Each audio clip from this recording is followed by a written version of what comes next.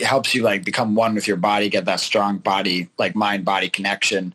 It's a good way to get fit. Like all that stuff are reasons you should do martial arts besides just the prize fighting. What's up, guys? This is Matt from Warrior Republic, and this is the Warrior Thin podcast, where we talk to famous athletes, MMA fighters, guys that are up and coming. And with us, we have Kevin Wirth, and we're going to get to know the Warrior Within. How you doing, Kevin? Doing good. How are you guys doing? Doing great.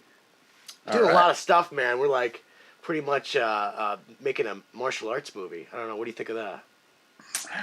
Like a documentary or like a scripted movie? Nah, dude. Like we're making Bruce Lee magic. We're making our own martial arts movie, like modern day.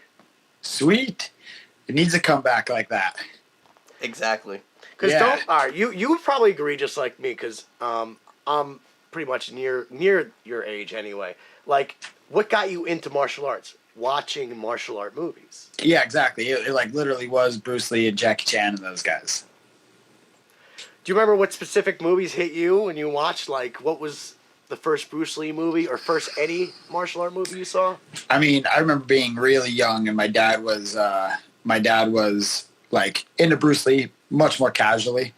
But I remember watching like Game of Death and like just like Enter the Dragon, I think. Yep. Yeah, just some of those when I was really young, like under 6. And then a little bit later, for myself getting into Jackie Chan, and then I didn't actually get into like sport fighting, like prize fighting, until I was like quite a bit older, like 17 or 18, kind of right around when I started actually doing MMA for myself. But yeah, before that, it was all the movies. Wow, cool. That's awesome. I don't even know which way to go. Talk about us or like his origin with like his martial arts. But let's just actually take it there, because we'll always talk about the movie after. So like, you started out doing kung fu, right? So what was one of your first like martial arts specifically? Was kung fu, and what style? It was kung fu, and man, I don't. It was so long. I think it was Crane and Tiger was like one of the ones that I was doing. This guy literally is a kung fu. Yeah, well, like, I mean, I don't know how, it's like Kung Fu in America, like, I don't know how real that stuff is, or you can just call your style of Kung Fu whatever you want, like, so yeah, what they were saying was it was Tiger Dragon style, or Crane and Tiger style Kung Fu, but, like, I don't really know what that means. We were doing the same punches and movements everybody else is doing. It just gets watered down. It's like a game of martial arts telephone. Exactly. Yeah, yep.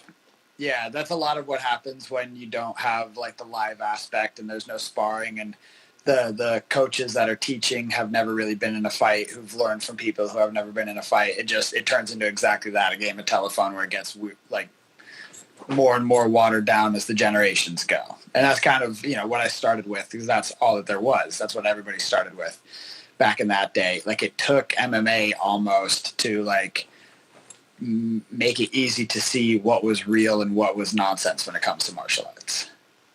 Absolutely. I mean, you even had Bruce Lee before, and I think other people quoted too. It's dangerous to have martial arts that don't work, because certain people will believe that, and they'll live their life by, like, I mean, it'd be hilarious to have a guy in snake style trying to be like, you start some shit, but like, that guy's going to probably get his ass kicked even on the street with some street fighter if he has a lot of experience. So like, you definitely test yourself when you see MMA. These styles have been tested where, like, a lot of the kung fu styles are kind of, why don't you see them? Because they kind of don't really work necessarily. Yeah, I do think, go ahead. They got really watered down. But, like, what happens is now you're seeing a lot more, like, karate influence and taekwondo influence and stuff like that with these newer guys, I think, because there are pockets of the world where it's still taught real in the real way, and now after everybody's getting so good, and after you have the boxing mechanics and kickboxing and all that, like the general stuff that we know works, now you're starting to see the fancier stuff that does come from these more traditional martial arts. And a lot of these fighters, even like good kickboxers like Israel Adesanya and stuff like that, like, or Zhang Li. I'm bad at saying her name. Zhang Li. Yeah. Weili.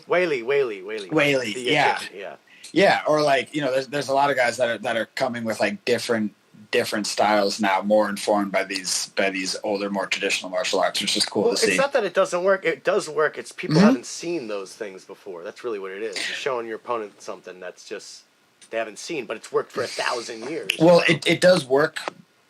Those moves work, but what happened in the beginning, at least, is like those styles were all watered down to all of like the fluff, all of the icing, and all the cake was taken away. So like those fancy moves weren't built around solid fundamentals. And so with like no setups, like no establishing the jab, no like just like the basic stuff. And so there it doesn't really work. But if those moves are informed by just solid fundamentals and you're going off of that, then then you can get a lot of those moves to work. It's funny because I see that with your style too. Like your boxing's good enough where you can get away with those like traditional setups, so to speak. Where maybe someone who was straight traditional and didn't really care about having really good, well-rounded hands, they're not going to pull it off the same. Right, and it's like you need one. You need to be able to like handle yourself just boxing. You don't necessarily need to be able to throw spinning kicks or any of that stuff. Like one is definitely more important than the other. Yeah, for real. Even though you like spinning shit. I like spinning shit, yeah, but I can't. I'm not going to throw it like, or I couldn't get away with it, like you said, if I didn't have basics and easier stuff, like more straightforward stuff to back those moves up with. Right. But it's cool because you are seeing stuff like even now, like I don't know if you saw that UFC that there's a Joaquin Buckley fight where someone held like a kick, like the ties, kind of just do that push kick. He held it and he did like kind of a spin kick too and knocked the guy out. Yep. So you are seeing this kind of traditional stuff come where no one's seen before, and it's cool. Yeah, for sure. It's funny. Like I've said this a few times. Like back in the day, people would say like, "Oh, we used to watch kung fu movies or like those movies, and now we see that," or like wrestling or whatever the fake stuff that they're talking about. And they're like, now we see what a real fight looks like back in like Chuck Liddell's day and whatever, like back when it was more brawling. Not saying he didn't have awesome hands. He did. But like, that generation was much more like brawly. And they were like, oh, that's what a real fight looks like. And now you're starting to see the comeback of like people jumping off the cages or people getting their kicks caught and like doing spinning shit out of there. Like the stuff that does look more like the martial arts movies that we grew up with. Yeah, man, it's definitely a cool like evolution. Like who knows what we're gonna see next. But I guess we'll go back to the martial art movie for a sec. So we thought I want to ask you too because the lockdowns kind of changed a lot of stuff. So for us, aside from our clothing, we like to go to gyms and we film them. We like to give them promos and all stuff like that. We couldn't do it. We couldn't do it during the lockdown. Couldn't do anything. So the only thing we thought of is why not make a movie where we have all our stuff kind of shown and all the products where they wear it. And we basically made an entire theme off the movie where we kind of film it old school. So, like, I don't know if you see the Bruce Lee movies. They're shot, and Jackie Chan, all wide shots. Uh-huh. And if you see a lot of Hollywood movies, they film them very close. Yes, the fight shaky. scenes. Yeah, totally.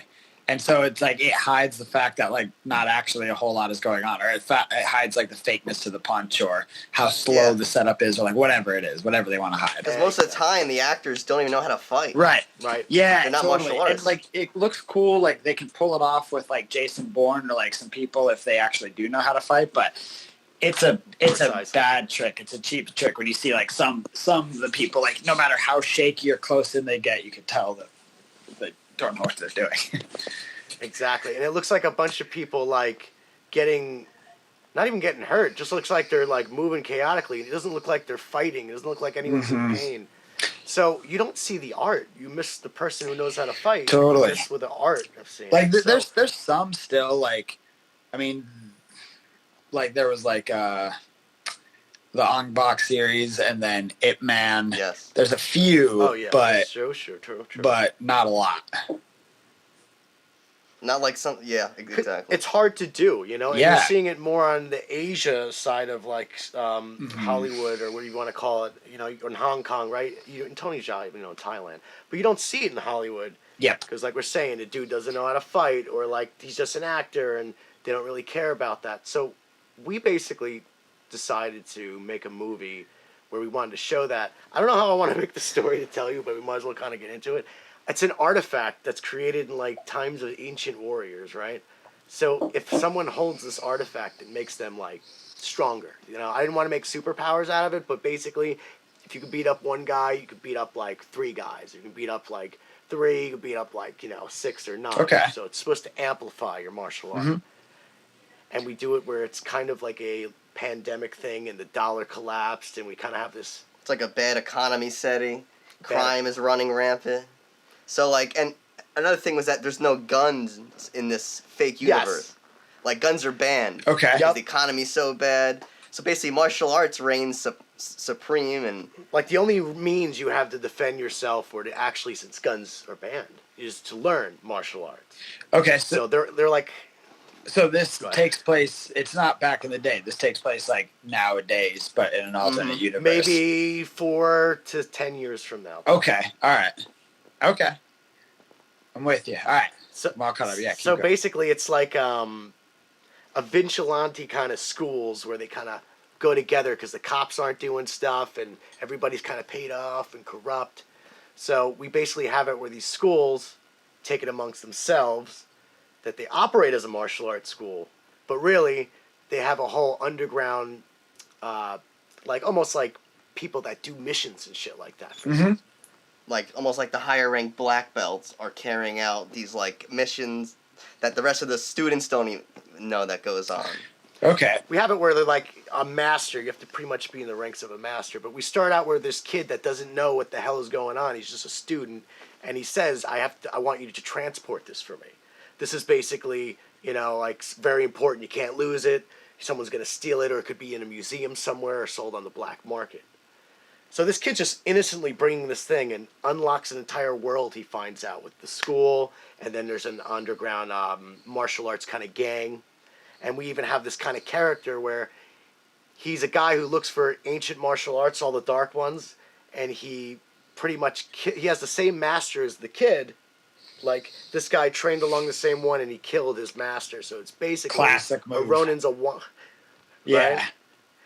So Ronin's a wandering samurai. So his name's Ronin Black because he kills his master, right? So Yeah. it's kind of like a whole new twist on an old twist. So it's Yeah, like in yeah. a way, Cobra Kai kind of meets like a old school martial arts movie film. Yeah. It's like, Like a Jackie Chan like a Jackie Chan. yeah. Nice. style. Yeah. It's almost like the a lot of it's like almost like the classic storyline, but set in like dystopian future. That's awesome. Yeah. Bring that old school shit back. I love you got it. Awesome, dude. It's funny if you weren't all the way. You're in Cali right now, right? Yeah. If you weren't all the way over there, I would tell you like let's have you in it. Let's film something. Yeah, that'd be sweet, dude. I used to do like, I was living with this, my roommate a long time ago when I was like first really starting martial arts and taking it seriously. That was, in college he was like a thespian. So he was always doing stuff and he was always like putting on like shows and like, so I've like been in fake, like stunted out kind of fight scenes before. For some of the stuff that he was doing. Yeah. I mean, just low key stuff, but that stuff is fun, man. That's cool. That's cool. Yeah. Because we had to go over that whole thing, the stacking, being like away from the face, making it look like it, and people selling it and all that. Yeah, yeah, for sure. If you check our YouTube out real soon, we're going to show us pretty much in the scenes of trying to make choreography. Because we wrote this script, and other people, if they're ever watching this, you want to make a martial arts movie. It's like making 2 scripts because you have to write the movie, and then it's like writing dance choreography. You have to write for sure. fight scenes. Yeah. And that gets... And dude, it's just like, it gets... That gets tricky, like, especially like if you want to like actually show the fight scene and film wide and not do like the quick cuts, you have to like pick very good angles. You need really good actors so that it actually looks like there's impact, and otherwise, because you can't have it be obvious. Like that turns people off right away. Yeah, exactly. And there's so many cool little tricks. Like we watched so many 70s movies and stuff. But we were smart. But basically, I have like a gym we kind of go to, and they're a Kempo school, and they're MMA and Kempo actually. And I brought them, and not only are they really great at what they do, like Well, we have some friends that are like 3rd degree black belts, and they have a demo team, so they do a bunch of tricks. Yeah. Like the 540 like kicks. yeah, those tricking and Yeah, stuff yeah, like for that sure. that those dudes do. They could do like pretty much all that stuff. So we're almost making where the artifact empowers them, and they can do these crazy kicks. Like, of course, you can't pull it off in real life. Yeah, right? but it's a Unless martial you're arts Raymond movie. Daniels or some stuff. Yeah, exactly. But that's the thing. I want people to see it and be like, dude, that's cool. and this brand made that movie. Like, not only is that cool, like, yeah, dude, I want to do that, and I'll wear that shit too. So basically, I want to have that feel, because nobody has that feel to inspire you through cinema to do martial arts. Yeah, it's all MMA. Yeah, exactly. And even like the new martial arts movies are MMA movies. Yes, exactly. And definitely like my favorite movies back in the day, like there was some good like Crouching Tiger, Hidden Dragon and stuff like that was kind of cool, but like I really liked the ones where there was not a lot of wire work and it was really like what you guys are saying, like the stuff from the 70s or yeah, just like that Jackie Chan vibe, or where you can tell that they're like actually doing the stunts. Even though it's a movie, that stuff is crazy impressive. And I feel like you lose a lot when you add too many wire effects. Yeah, it gives a certain look and feel to it that you just can't get it if you did exactly. wires. And it's another world of martial arts people don't realize. Like you were in the combat sports world. I understand. I grew up with it myself, combat sports, but the martial arts movie world, those guys are also athletes in their own way. For sure. Scott Adkins, Jackie Chan, Tony Jaa. They have to stretch crazy. They have to perform these acrobatic things. These guys are martial artists. Are they going to go in a ring? No, but they do pretty amazing things. Yeah, and that's not like, there's a difference between training for prize fighting and training for everything that martial arts has to offer you. And if you want to get really specific into prize fighting, then you have to just treat it a certain way and train a certain way, and you have to get your sparring in and all that stuff. But you don't necessarily have to go that route, especially if you're not really planning on fighting. You're, like you said, like it's like dance choreography, like teaches you to like helps you like become one with your body, get that strong body, like mind body connection. It's a good way to get fit. Like all that stuff are reasons you should do martial arts besides just the prize fighting aspect of it. I think people think there's only like one avenue. They're like, I do that or I fight, and it's just cool because I'm seeing a whole, from the demo community to the tricking community, which is not really talked about in a lot of martial arts unless you do that. That it's an outlet for those dudes if they actually went in to make a martial arts movie. But so little people actually do it, so little people do it right, that they have no avenue to go there. Yeah, I mean, that turns really niche, I think. I mean, I don't really know much about like that industry, but it doesn't seem like there's a whole lot of space for lots of like dudes that trick to just go do stunt work or whatever. Maybe there is, I don't know. And you think there would be, right? Exactly. You think, why not? But they just don't make these movies anymore. Yeah, for sure. And then they're like, can that guy that spins around 9 times, can he act? Is he good looking? Does he have a 6-pack? All these stupid like Hollywood producer questions, Yeah, but I mean, for most of those movies, like they either going to play some bad guy that's like just tricks and then dies, or they're just going to be like a stunt double for somebody. So they can show somebody else's abs and then their trick and then back to the other dude's abs. Doesn't really matter. As long as it sells, right? Yeah. It's all kind of camera tricks nowadays.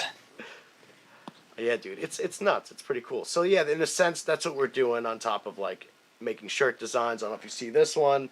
We kind of have a little like Tony Jaa inspired elephant Muay Thai shirt. I don't know if you see that. Oh, nice. Yeah, okay, I can make it out a little bit, but yeah, you guys are stuck real small in the corner of my screen. Oh yeah, yeah.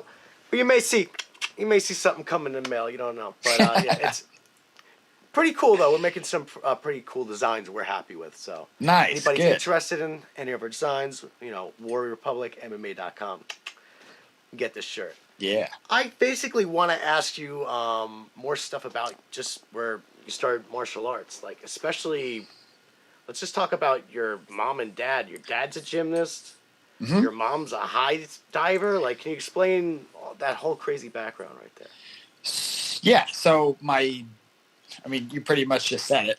But like the way that they met was my dad's Swiss, so he was doing ski acrobatics stuff there. So the really steep jumps that you see in the Olympics where the guys are like tricking off of it with no poles. It almost looks like very gymnasticsy.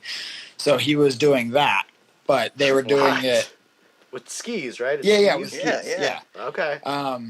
he was a gymnast too, but that's what he got into after gymnastics. So he was doing that. And they would do like summer shows where they would jump off of these things into big swimming pools or big air mattresses or something like that.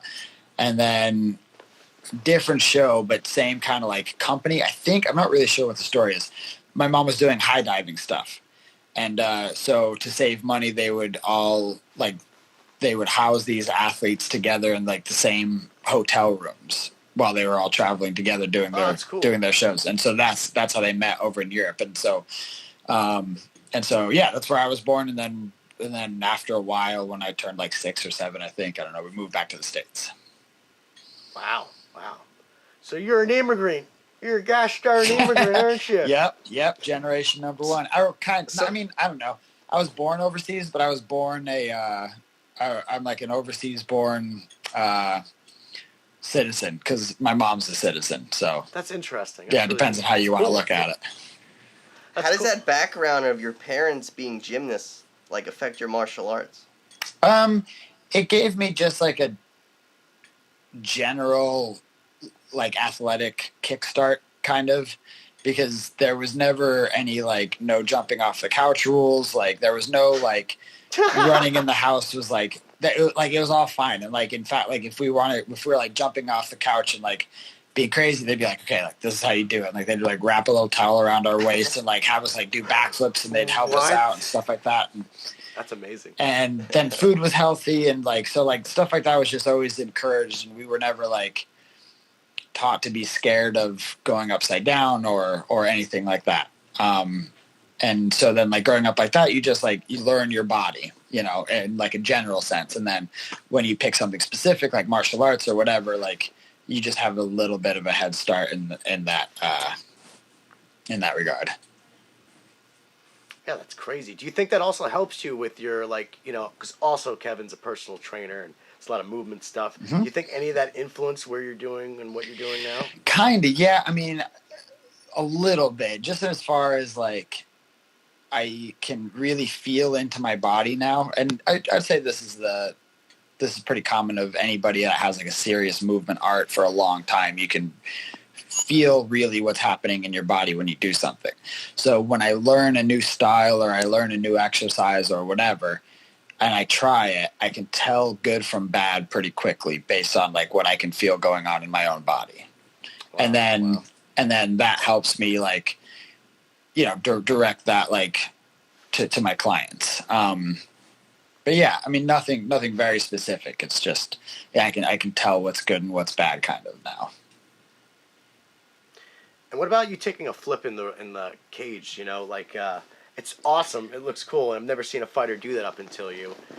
Is that just because you love to do it? You like to do it, or is it to kind of intimidate your opponent, like something they can't do? I mean, it's kind of a lot of things, but that's definitely a couple of them. It's a reminder to me that I'm like that I can move well and that I can do that kind of stuff right before we go into it. It's like a solid, just like little mental check. And then, like you said, it shows the same thing to them. So it establishes that kind of like, you know, I don't know if they can do it or not, but it's just like, all right, fuck, I'm facing an athlete for sure, or whatever, you know, like put a little something in my head. But like, is this dude a ninja? Like, like, you know, Tyron Woodley, like, that's an athlete. Let's see you flip it in the air. It's like, whoa, it's got a sword. What's going to happen? Like, yeah. So, I mean, yeah, hopefully it puts a little something in their head. And then it helps me a little bit, like I said, just like that mental check of like, because, you know, everybody gets doubts and I get doubts. And then maybe like my opponent's big and strong or like whatever it is. And then it's just like, it refocuses on me and is like, okay, yeah, oh yeah, I can do backflips with twists and like whatever. Yeah, like I'm a solid athlete. And if they beat me, then good on them. That means they're really good, but like, I'm also good. Yeah. Just that solid little mental check right before we fight. That's cool, man. That's cool. And it's unique because I don't see a lot of people doing that usually at the end, like mm-hmm. Michael Chandler, he does a backflip at the end. I don't see a lot of people do it in the beginning, so that's really cool. Yeah, I feel like I've been practicing it. It's like I think it's a fun, it's a cool thing to do in the beginning or whatever. But I feel like a lot of people, it's very energy like it costs a lot of energy to do a backflip, and I've just been doing it so long I can do it without really spending any energy. It's like someone who's wrestled their whole life. They're not going to be gassing out because they wrestle. Off of a shit. Yeah, exactly. Yeah, just like jumping. Here, we just have a lot of, Gordon Ryan's here. We have a lot of grappling is a big in New Jersey, especially the last 10 years. So that's crazy. Pee-wee wrestling, usually you just get middle school or you just get high school and up. You usually never have before. So yeah, how'd that work out? Did you feel like that helped you now? Yeah, for sure. I mean, like, because you have to be able to grapple. And obviously, like, because I only went through 8th grade, so I took a long time off of any kind of grappling art until I started MMA. But I still had 8 years of it under my belt going into it. So a lot of the jiu-jitsu moves and a lot of, like, the grappling kind of, like, control techniques and just, like, how to move hips and stuff like that came really fast because I'd done it for so long. That's cool. So that's definitely the movement and doing that early definitely helps you and your just being an athlete too, and movement definitely. And also just like that 8 years of experience, like grabbing other human beings and pushing them and having people like pulling on you and shoving you and that kind of thing takes some getting used to for a lot of people. Like a big thing that I have to get kids over with a lot when they first get into boxing is like being okay with hitting somebody. Like they'll get good on mitts and stuff like that, and then as soon as they go to like anything else, if I'm like hit me in the shoulder, hit me like whatever, shove me, like get a little bit aggressive with an actual human, there's like a very big wall up, a big barrier that, because it makes sense. Like they've been told their whole lives not to shove people, not to, this is bad. And now I'm like, all right, go for it. And it takes a while to break that down and have kids get used to that. So wrestling is definitely something that like breaks that down and gets you used to that in a way where you can kind of start to use it, and you don't have to go through that initial like breaking down of that barrier of like, all right, I've been told my whole life not to shove somebody, and now I have to, and yeah. Maybe that's why wrestlers will most likely punch you, because they're, kind of already pushing people and shit like that, Yeah, they're used to it. There's like a little bit of a broken down barrier. And I don't know if a wrestler would be more likely to punch you than anybody else. I'm joking. I wrestled, so I don't know. Yeah.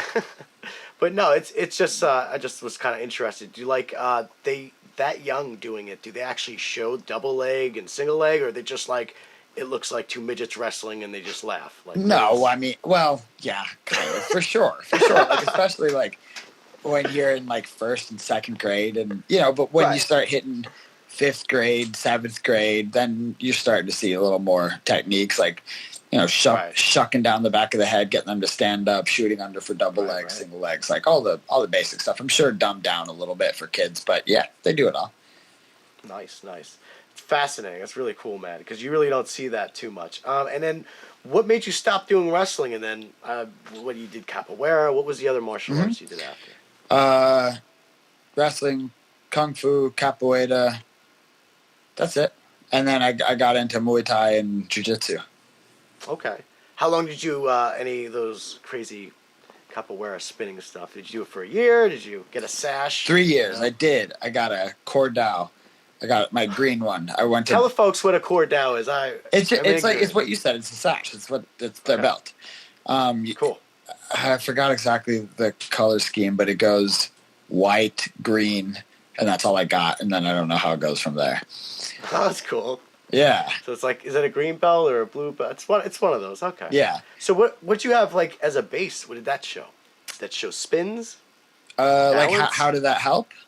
Yeah. Like, do you feel like capoeira has helped you in your MMA or in your athletics? What do you think? Definitely in my athletics. I mean, like, you guys know who Ido Portal is, right? Yes. Yeah. So I look at it the same kind of way that he looks at it, like what we were talking about it before, once you have the basics covered, if you can box and you can do that stuff, now all of a sudden I can throw spin kicks, or I can throw like some of that stuff that comes from capoeira and have it make sense in a fight. But it's a really good way to make you all around athletic, right? To be good at capoeira, you have to be able to do handstands and back bends and like run around on your hands and spin and flip and all Makes that so much stuff. sense. And you already have that kind of background before going into that, so it made it kind of easy. Yeah, I mean, it definitely. I could do backflips and I could do kicks because I was in kung fu before I started capoeira and all that stuff. So it also gave me a little bit of a head start when I started capoeira. Huh, interesting. And I was really into so, that movie, Only the Strong. You guys ever see that movie? No. He didn't see it. Well, remember that, he's Filipino. I forget that. Yeah. He's a martial arts actor. Mark Mark? Dacascos. I don't know. Sure. Yeah. Yeah. And he's never seen it, but it's probably known as the best capoeira movie that there was so far. Yeah. I think there's like 3, but that one's really, really cool, and he actually knows how to do all that. He's trained under it. He's not like a master, but he did it for like 3 months before the movie. So yeah, go ahead. Tell me. Go ahead. Okay. Yeah. I mean, when I was young, really, really young, when that movie came out and I watched it, and then forever I wanted to do capoeira, but it was like a long time before there was actually a guy available to teach me. So I was like, so how young were you seeing this movie? Like 6 years old? Like older 12? than that, probably 9 or 10. And then I didn't actually start capoeira until I was like 15. Okay. Yeah, but yeah, so I got into it and then I was just practicing all the moves, like doing the handstands and doing like the wow. I don't know, like whatever kind of kicks and stuff like that, and just like trying to move like they did before I What actually about that took fist class. thing you do upside down? Like you have the fists, like Yeah. the handstand. That's just Is that like kind of influence from that? Or no, that was just I saw Lomachenko doing it, and so I wanted to see if I could What? do it. He was doing it? Yeah. Oh. I study a lot of, I mean, not really in depth, but like I watch a lot of like how like the best guys train, and that was just like something that I saw him doing, and I was like, oh, I wonder if I could do that. And wow, let's break that down. So, what do you think that is doing as a driller and teaching you? I mean, I can't even think of it. What is that doing for you? You're talking about where you're in a handstand on your fists and you're kind of popping off the ground, right? Yep. So it definitely helps strengthen the frame from your wrist through your shoulder, right? When you impact, if there's any flexion, like if there's flexion, if your wrist is, or if your fist is mushy, if there's like flexion in your wrist or your shoulder, or anything like that, like that's all opportunity for that power to dissipate. And so if you have a really strong frame on impact, it's like getting hit by a solid piece of wood. Right. And so that drill definitely helps strengthen that frame. And then when you're up there, you're popping through the shoulders over and over again. And it's a little bit like that same shoulder pop that you want when you punch. That's cool. That's awesome. It just looks crazy to me. It just looks insane. You're just upside down, like it looks like you're drilling your hands in the ground. Yeah. I mean, yeah. But yeah, I mean it's one that like I do for play mostly. Like I'll do it every once in a while, but like moves like that are not like a serious part of my training. I'm always like there's like the core stuff that you always want to be doing. You always want to be like shadow boxing, bag work, mitt work, rolling, sparring, wrestling. And then there's like all the stuff outside of there that you play with, right? Like different styles of lifting weights, gymnastics, different stretches, different like whatever, different like conditioning techniques, and that stuff I'm always like varying and playing with in different ways. And that was something that I was doing I always for a while. see that on your Instagram. You're always doing different, and everything you're doing different, you know. Mm-hmm. Yeah, and I think like you want to stick to the game plan and like be training martial arts, but you want to be going a little bit outside of there too, for just like to increase your movement capabilities, to get like, because martial arts is the most direct route to learning martial arts, but it's not the most direct route to say becoming stronger and faster.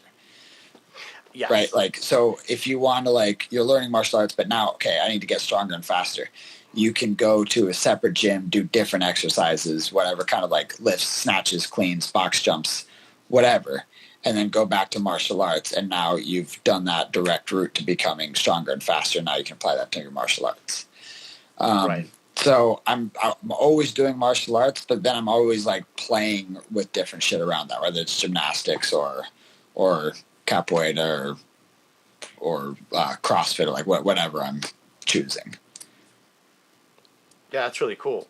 And do you think it's important to always change up different things to your body and not do the same things? I think Which, I think that if you get like the more specific a thing that you're doing over and over again, the more you need to like get out of that rut and make your body move in different ways, right? Like I see a lot of back injuries in golfers because they're doing the same exact movement over and over, just on one side. Really? That's interesting. Yeah.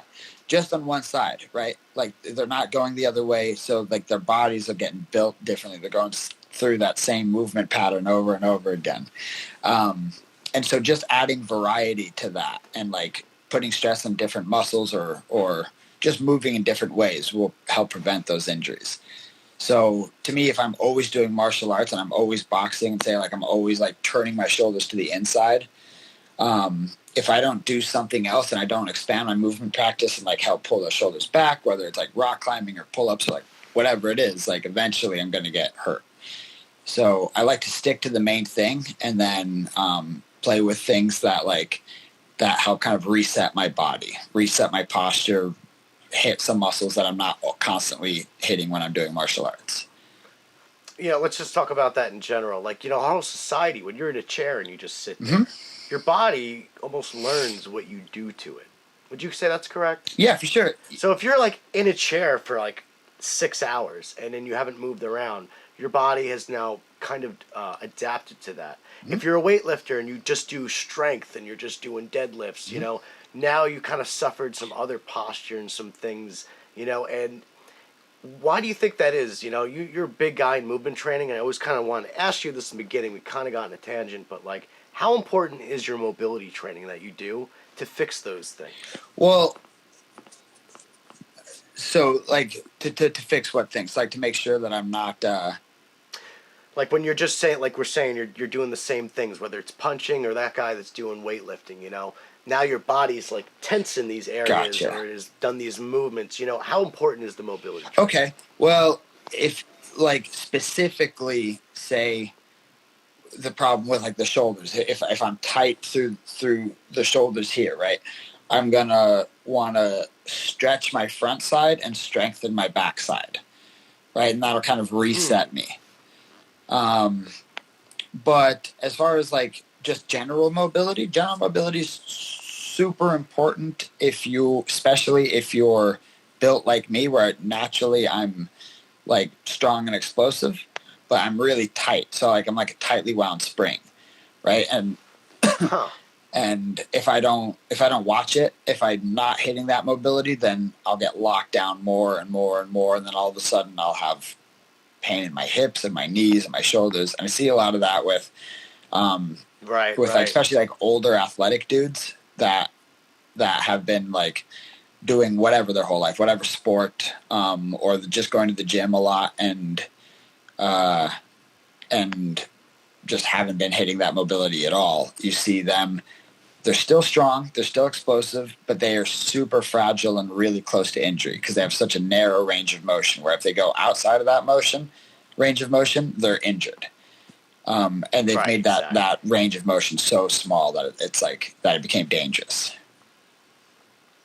Yeah, exactly. That's what you don't want to do. Mm-hmm. And as a fighter, you know, you're always punching and stuff like that. Yeah, and I mean, for fighting, it's nice. Like, it's nice to be flexible in the hips, to retain guard, to throw head kicks, to, you know, there's lots of reasons for martial artists to be flexible. And that's something that I think you're seeing starting from traditional martial arts, like creeping into MMA. Absolutely. Is back in the day, you saw everybody's hips were tight. Like, nobody could throw high kicks, like, snap them off. Yeah. And you see that in, like, Taekwondo or, like, these older movies where it's almost like ballerinas, where they can, like, side kick and hold their leg up, right? And you never see that with MMA dudes. But it's like, why wouldn't you want that? And now I think we're finally hitting the level in MMA where where that kind of stuff is making sense. You are starting to see dudes that can do stuff like that. Yeah, and you know, it's also the disciplines thing. Mm-hmm. I mean, it's like you're getting kind of a striker's era, you know. I think it's cool. You get guys like Raymond Daniels. He knocked out a dude with like a 520 or 720 punch. He just didn't do the kick and he punched. So you're seeing really, really cool evolution. Like honestly, the last 25 years, 30 years, really 20 years have evolved more than the last 200 years of martial arts. Maybe even 1,000. Yeah, It's pretty amazing. I think that's probably true. Although I think a lot of it is like a resurgence of stuff that we used to know and we just have lost. Like, because I think that there's nothing. Very good point. Very There's good point. I agree with that. There's nothing like necessity to really like hone that fine edge, right? And like I think a lot of it was lost when we developed more like fancier weapons, like especially guns. Right now, all of a sudden, knowing how to throw a kick means nothing in real life if everybody has a gun. But back in the day, even though we didn't have as good a communication, it was very, very important for especially militaries or tribes or whatever to have a pocket of those people that really knew how to fight, and like lives depended on it. So I think back in that day, there's a lot of people that knew a whole lot about fighting hand to hand, and we've just lost that because it wasn't so important. Yeah, and then you think there's always a spiritual aspect to martial arts. That's why it was in monks and it was in temples, you know. And I always say martial arts is a vehicle for your human potential. You know, you basically are. If I have a problem in my life, I always go to martial arts to kind of figure it out. Whether it's a simple like if I'm doing arnis or kata, or maybe I'm doing bag work, whatever it is. Like, you know, you need to kind of get that expression out, and that's what's beautiful about martial arts. You know. You're teaching yourself how to be a better version of yourself. And there's lots of avenues to do that. Like, right, like martial arts is one, and like sports is another, like team sports, like any kind of competition where you're having to like put yourself out there and like be brave and either talk in front of people or whatever. Like there's so many avenues to self-expression and self embetterment, whatever, like self kind of trying to improve yourself. Improvement? Yeah. Yes, I know what you mean. But yeah, martial arts is definitely one. I want to ask you more about your origins when you were an amateur and like where you are now. Sure, right? So sure. Just you have Muay Thai in there. I just want to let you know my right. phone might die at any moment. Oh, really? You want to plug it in? Let me see. Yeah, I mean, we could edit this. Okay, cool. Yeah. All right. So how'd you start out like with MMA? You did Muay Thai before. What's your origins when you started? When I started Muay Thai? A lot of it was watching Ong Bak. I was looking to get back into martial arts anyway. Because like we talked about, I was into it when I was a kid, and then I kind of fell out of it in high school, and then when I went to college. And so when I went to college, I was looking to get back into it. And I didn't know what to do because I kind of had a feeling that like a lot of the stuff that I was doing, a lot of like the Kung Fu and stuff like that was not really like it wouldn't like stand the test of like an actual fight. Like, so you knew that then, huh? Yeah, I was getting that feeling, and I was just like looking for something a little more like straightforward. And then I saw Ong Bak, and I was like, oh, maybe this. And I knew nothing about Muay Thai or anything like that, but there was a place that had just started. That's interesting. Yeah, there was a place that just started teaching it in the town that I was living in. That ended up being the school that I turned pro through and all that stuff. But they were just getting started, and I saw the Muay Thai sign. I was like, all right, sweet. You said pro. Did you do Muay Thai fights, or you were doing MMA through that shit? Oh, no. I went pro in MMA through that school. But, you know, that's what I'm asking. Yeah. Okay. Yeah. Oh, wow, cool. So that was a relevant question. Because we're like, all right, MMA, Muay Thai into MMA. So that's... That was Durango martial arts? Yeah, it was Durango martial arts? Yep. And what age did you start there? I think it was 18. Wow. You're one of their OGs. Yeah. I was one of their first, like, 15 students or something. I wasn't, like, one of, like, the very first, but yeah, they had just opened maybe 6 months or so before I started there. That's cool. And did you have, for your last fight, did you bring some of the coaches from Durango? Because you had Arena is your other... right? In California. Yep. No. Now I'm fully at the Arena, and anytime I go fight, it's my coaches, Chuck and Vince, hopefully both of them, sometimes just one of them, especially now with COVID, a lot of times it's just one of them. Yeah, it's a shame. Yeah, but it is what it is, and they're great corners. So it's yeah. Right now when I go, it's with the arena guys. What did you do during when everybody had to just be quiet? Did you affect your training at all? Were you still getting into shape? Because there wasn't really fights until I don't know, a month ago. So yeah, it was a mix, because I really wasn't working very much. Everything got shut down for a while, so there was a lot more free time, but then there was no training partners or anything. So I was lucky enough to where I was living at the gym when that started happening. And so I still had access to weights and stuff like that, and bags and everything that went with it except for people. So I could shadow box, lift weights, hit bags, but it's not the same. Yeah. Yeah. But yeah, what about you guys? Did you guys get to do any exercise, or are you guys fully locked down for those months? We all got fat here in Jersey. Yeah, nice. Sandwiches and pizza, I really thought it was the end of the world for a good week, because I was just by a campfire, just listening to all the news and Cuomo and my dumb governor and just Murphy, yeah. So basically it was really terrible. We didn't know what to do, and then we got the idea for the martial arts movie, and then we started making more designs. Stuff started opening up, and then we're good again. But I was just wondering, because it's affected a lot of people's game. It's affected them. They think their skills have gotten worse. Some people have gained more weight. The great fighters have been not affected, but what's your philosophy on that? Do you think that's just the person, or do you think that just shows the caliber of fighters? No, it's hard. Everybody got affected by this in different degrees, right? I was lucky enough to be living at a gym, and so I still had access to all the gym stuff, so I could at least get some stuff. But most martial artists, or most people trying to stay in shape, when they got shut down, they weren't living at a gym, so they lost access to all that. So now they can run and do push-ups and shadow box, but or then there's some dudes whose gyms were fuck it, we're staying open, just sneak in, and it'll just be the hardcore guys, and then they got training it. Right. So a lot of it is just situational. Right. And if you're the top guys, you're going to be taken care of no matter what. Yeah, exactly. Yeah, for them, I'm sure it was easy to still have access to coaches and stuff like that. I'm going to give you two more questions, man. It'd be really, good with your time. So my first one is just something you're most known for, right? That sidekick knockout has tens of thousands of views. I don't know if you know that. Yeah. Oh my goodness, sidekick! That was awesome. Kevin Wirth! It happened by accident. Did you ever kind of practice that kind of thing? It's pretty amazing.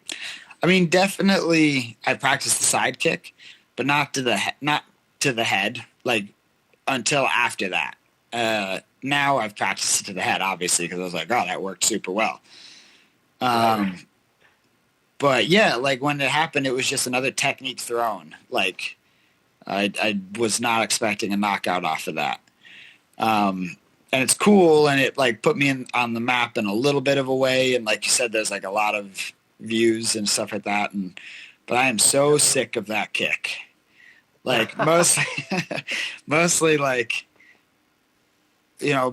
because I want to move on from that. I want other highlights. I want to do other cool shit. And the fact that that's still that was years ago now, and that's still my top knockout, I guess, I don't like. So yeah, it's cool, right? But I want to So you want another kick, right? So what other knockout would you have? Do you want another knockout with your hands? Do you looking for a round kick knockout? Yeah, well, and kick? it's not really knockouts. It's just highlights, cool fight shit that I've done, and I've done cool fight shit, and you guys have obviously made cool videos of lots of the stuff that I've done Absolutely. Since then. But yeah, that still seems to be my main highlight, and I just I don't know. I'm all right, fuck, that was awesome, but I want another main highlight now. Like, it's time to make something else happen. Yeah, definitely. It almost looked like you L-stepped, like when it almost seemed like he was moving and you went like here, and then you kind of straight off, and he went this way, and he almost kind of like, some guys have almost like a rhythm step or like to collect themselves, and he just didn't expect it. It was like boom, boom, and you close that distance. Yeah, I played with the distance a little bit, but mostly it was I was throwing a snap kick off of that same step. And so you can tell if you watch, he goes to block the snap kick. That's why the hands are here instead of exactly. Behind, and so when you kick in that like kind of karate style, that you can make the snap kick, the side kick, and the hook kick, they're all loaded the same at the knee. So it's hard to tell what's coming next. And so like I said, it was like an accident. I didn't have it set up like that in my head, but I was throwing the snap kick off of it, and I was throwing the side kick to the body. And then when I raised my knee like that, I'm pretty sure he thought the snap kick was coming. And that's where his hands were where they were, and his body was where his body was, because he was expecting a kick from a different angle. I remember you were just like, oh my God. Yeah. Yeah. It was good because I was losing that fight up until then. Like he maybe up until this last guy. Well, this last guy was definitely bigger and stronger and hit harder, but this guy was one of the most patient, and like he controlled range very well, and like he was doing a lot of things really well. I was just gonna say that. He was a Greg Jackson guy. Yeah. And so up until that moment that I hit that kick, I was like, I knew I was behind the scorecards. Like we were fighting back and forth pretty well, but he was edging me out. And then I landed that in the third round, and I was like, oh, thank God. It was cool. Pat Milichin says it was something like, that's the type of side kick they do on Okinawa on like boards. They're like, what do you say? Okinawan karate side kicks on boards. Yeah, like there's really narrow boards that they go on. I don't know what he saw, but he says that that's a technique in narrow spaces in Japan. I was like, okay. Maybe, sure. I've never seen it. Like that's just the way that I throw my side kick with that like little step behind, and I can kind of throw it a lot of different ways actually. But but yeah, I mean they say a lot of shit. Like they say, yeah, I fight like a traditional martial artist, which is like, I guess it's kind of true, but like. I don't know, like I've done traditional martial arts, obviously, like we've talked a lot about it, but I've done way more MMA, and like my game is informed much more from MMA than it is with that stuff, than it is with traditional martial arts. But you know, whatever. Like I see what they're saying. I move differently, like in and out, than a lot of other guys. Yeah, I mean your stance is like more Jeet Kune Do-ish looking anyway. I don't know. It's like very Bruce Lee looking. Yeah. But that was actually not really informed by traditional martial arts either. That was mostly informed like by boxing and McGregor. Like when McGregor first came into MMA, he was like one of the first guys that had that really long bladed stance and was moving in and out like that. Wow, that's interesting. So do you think he's someone you definitely like to learn stuff or emulate from? Is that a fighter you take from? I mean, if you're in the prize fighting game, I don't know if you're really like thinking about it very hard, or if you're being honest, if you're saying that you don't want to learn anything from that guy. Like he is the most, especially monetarily, like the most successful MMA fighter that there's ever been. Right. So why wouldn't you want to emulate something? Right, exactly.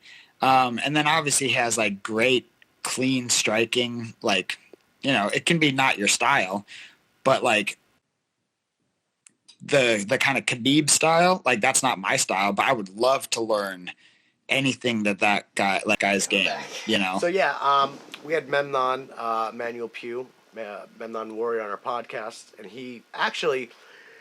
Yeah. He knows the brothers, the Askar brothers, right? That you basically had in your last fight, and they're like very, very well-rounded guys. They train, they're hardcore wrestlers. So. In the Midwest. So yeah, in the Midwest. So tell me about that fight.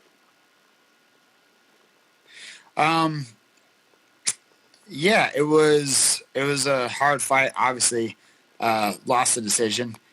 And it was good as far as like, I mean, it was good. ASCAR definitely like helped me kind of find my grit and my like little bit of that like fuck you that you need when you're like building your fight mentality, which I had like really lost. Like I hadn't fought in over a year, and I was just like kind of sparring around, and then COVID and all that stuff, and like so I was like much too like kind of like gentle in my head, I guess, like going in. I was like all a sport, all just kind of like, you know, and then after I lost, I got that little bit of fire back, that little bit of like, So you know, that's whatever interesting. that You're saying attitude is. like the more you would have fought, the more you comfortable, and the more like you would have kind of been more aggressive in the fight.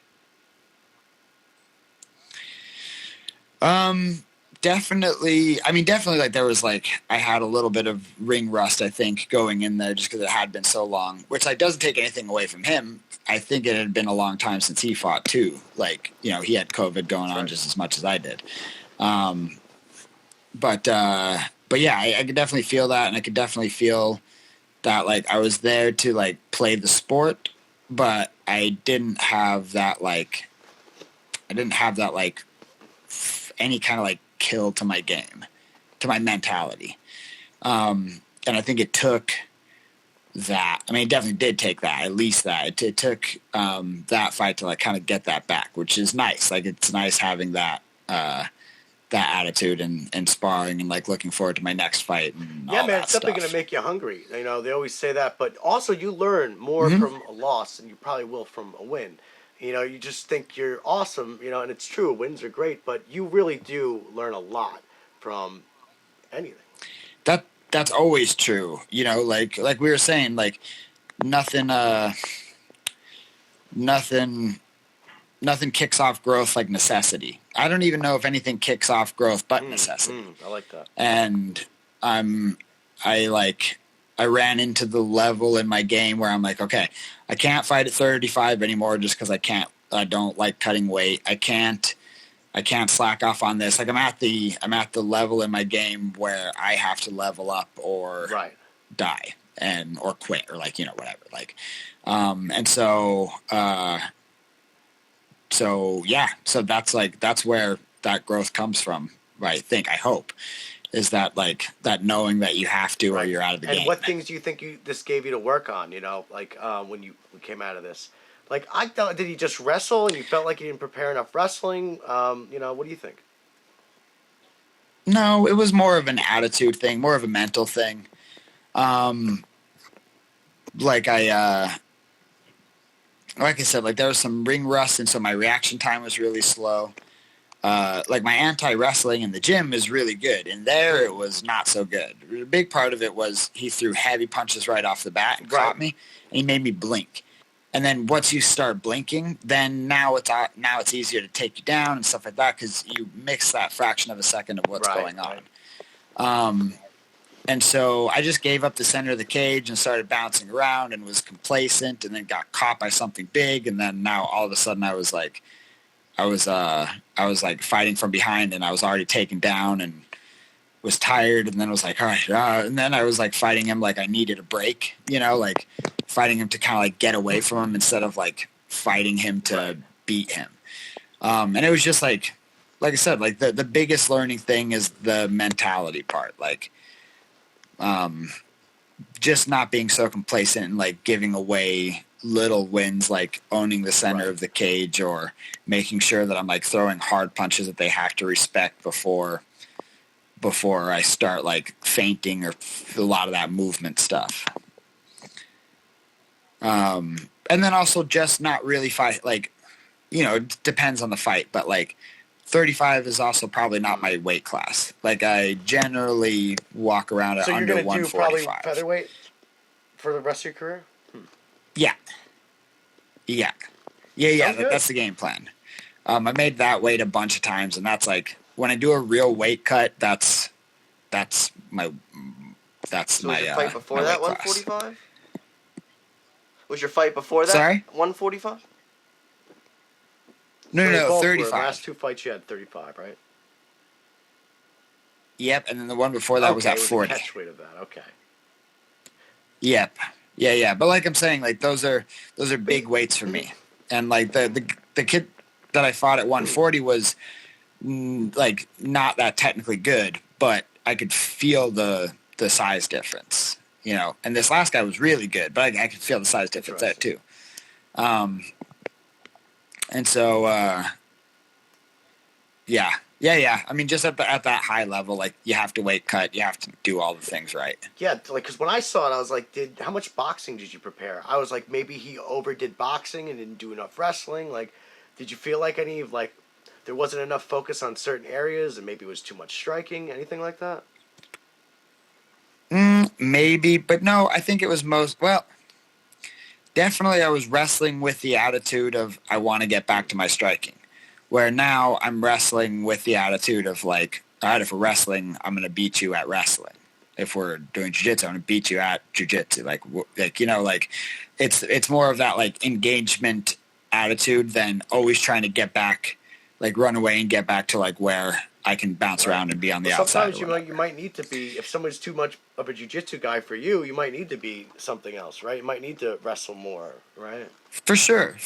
But I don't need to have the attitude that I always have to run away back to my safest place where I like, which is that bouncing around on the outside, and everywhere else is just a problem, and I have to get back that's out to that. Way to look at it, definitely. And I think I was kind of training with that in mind, like, oh, this is my favorite place, and this is my like comfort zone, or like, so all paths have to lead back to that, which now I don't think is the best way to think about it mentally. You know, Pat Miletich said something like in the fight that you like do on your bicycle too much. I don't know if you ever heard him say that and listen to the fight. Did you take any criticism to that, or did you feel like that it was just different in this fight? Because I've seen you do forward pressure. No. You know, what do you think? Yeah, no, like I said, like I had gotten hit hard, and I was kind of like blinking, and then after I got back up and I was like tired, and I was fighting like I wanted to get away from him, which is like I think that's what he was talking about. So I'd hit him and move, and then hit him and move, and just kind of did that over and over again, which like it hit him and it worked a little bit, but like it gave him control of the center of the cage. It gave him forward pressure. It you know, emboldened him because I was always moving away from him. You know, all those little things. I think it was mostly a mental error that I made instead of like a technical training error. How much is the game mental? Does that mean, right? Like, I mean, so much of it. Like, okay, so if you, I always liken it to this. Like, if you want to become like an orator, like somebody who speaks in front of crowds, and you know your whole speech and it's fluid forward to backwards, you're super prepared, like you know all your hand gestures, like you're a black belt at it, but you have stage fright, and every time you go out there you fucking freeze up mentally, then you're not actually a great orator. You're not a black belt, you're a white belt, because you can't actually perform. And so at a certain point, after you have like your actual skills down, say you can box, you can wrestle, you can do all that stuff, now it's 100% mental, because if you can't find the mentality to access that deep well of physical attributes that you've created, then it doesn't matter. It matters 0%. That's actually really insightful. That's really cool, man. You know, you could prepare and it gives you enough confidence, but at the same time, there is a level where you really have to believe in yourself, you know, and you have to go out there with the mindset. Mindset's so important. So is there anything last you want to say, you know, to anybody, or anybody starting for MMA, or anything you want to tell the world, Kevin? Oh, man. Anything I want to tell the world? No, something that I could tell people starting MMA, I guess, is, you know, if you decide to do it for anything more than just fun, and even if you do decide to do it just for fun, is really explore the mental aspect of it, especially, like, for yourself. Like, what feelings pop up when you get punched in the face? What, like, you know, do you get angry if you have to tap out? Like, it's a great way to explore explore like your own feelings and your own kind of like triggers, I guess. Because the goal is to be able to like do all of this stuff and note that it's happening, but not to get emotionally invested and caught up in that, right? That's always going to throw you off your game. So it's a great place to like practice that emotional stuff. And then just like look into it, because there's a lot of good coaches out there for any kind of moves, right? For any kind of there's great Muay Thai coaches, great boxing coaches, great whatever, but there's not a whole lot of good mental coaches, and that's something that's changing, I think. But like, you know, I definitely encourage people who are starting MMA to like go on that little journey too and find somebody who can be a mental coach, whether it's like a person or like a YouTube channel or books that you can read on like sports psychology or whatever. Like, you know, it's a lot of the same thing wrapped up in different language, you know, like that. Meditation too? Sorry? Yeah, definitely meditation. Yeah. I mean, you know, there's certain, for almost everybody, I'd say, yeah, meditation's super big. It's helpful. Like, so what I like about meditation is, you know, when you have your phone out and it's not, like you unplug your phone, now you're using the battery, and you open up one window and then you're opening up another, and all of a sudden you have like 20 windows open or 20 apps open on your running in the background, and it just draining the battery, right? Meditation for me is like going back and closing all those apps that I'm not using at the moment, so that I can save my battery and focus on like the one app at a time that I'm actually using. Like that. That's beautiful.